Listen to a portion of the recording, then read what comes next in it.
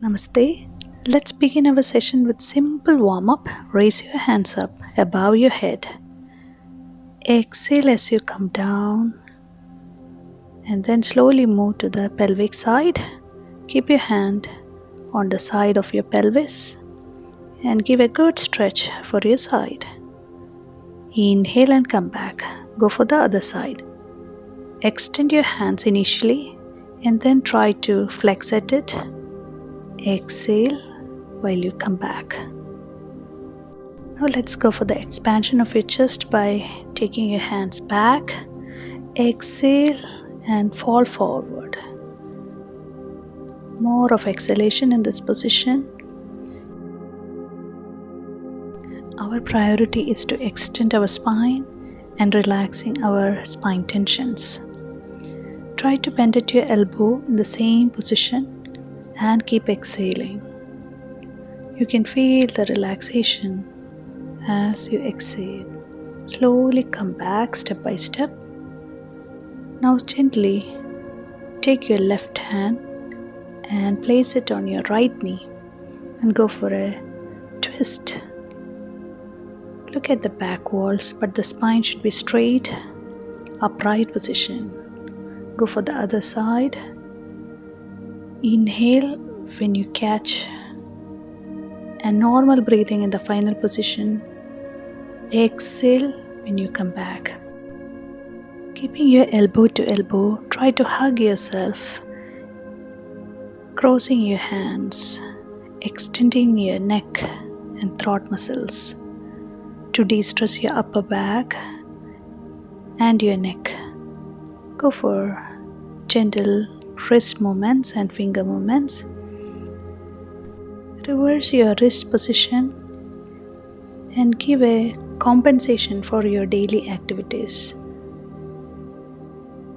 Now go for your knuckles, finger stretches, and then grab your side of the face and then give a good stretch for your head and neck. De-stress your neck tensions. And this is one of the best exercise you can give for cervical spondylitis. Interlacing your fingers at the back, resisting your head movement. Feel the neck muscle tension when you do so. Stretch your hands up. Go for the side stretch. How much you can stretch to the side, do it to the best you can. Exhale when you fall down to the sides. Inhale when you stretch up. Exhale and place it forward. Now go for the back. Give a good stretch by interlacing your fingers to the back direction. Slowly get into the lumbar twist by adopting the leg position in this way. Give a good stretch to the sides. Slowly prepare for the pigeon pose, keeping one knee forward and the other leg sleeping position to the back. Stretch your spine as much as possible, then exhale and keep your head to the floor and relax. Keep exhaling more and more. And slowly inhale and come back.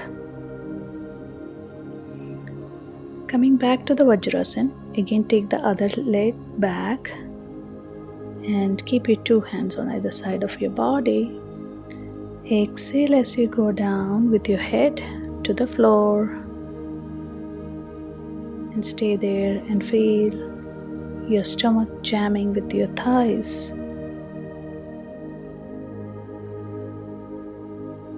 Slowly come back to the foreleg position and give a good swing clockwise as well as anti-clockwise to de-stress all your spine tension. This is very good for those who are working with the system You need to do this on a regular basis to de-stress all the tension of your spine. And in this position, interlace your fingers to the ceiling and stay there. You can give enough space between your knees for your own comfort. Get into the Cobra Pose. Inhale when you stretch up, exhale when you go down. Try to go for a baby Cobra Pose by flexing your elbow and stay for a few seconds, minimum 5 to 10 seconds in each posture to get the benefit out of it. And as you exhale, keep your spine one by one down. Now getting up to the mountain pose, Parvadasana. Try to fix your heel down.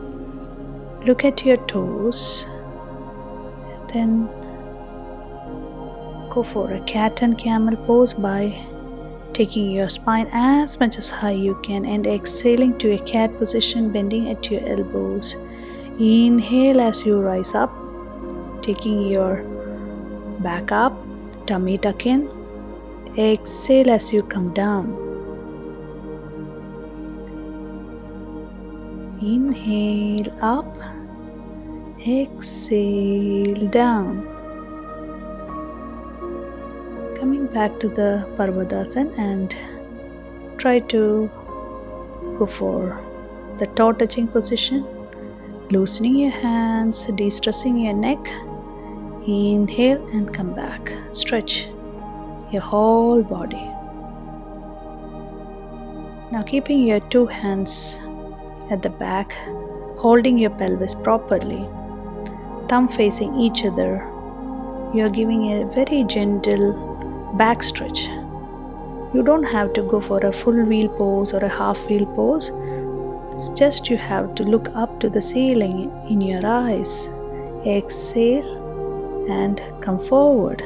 One more time to go. Give a good push for your spine. Exhale as you come down. Now get into the wall support exercise. It is one of the best choice for the newcomers, for the beginners. 7 pose. Keeping your hands parallel to the floor and inhale and push your pelvis inside. Give a push for the spine and exhale. Keep your head between your hands and you are seeing the floor in your eyes. Push and extend. Again, inhale as you look up, exhale as you come down.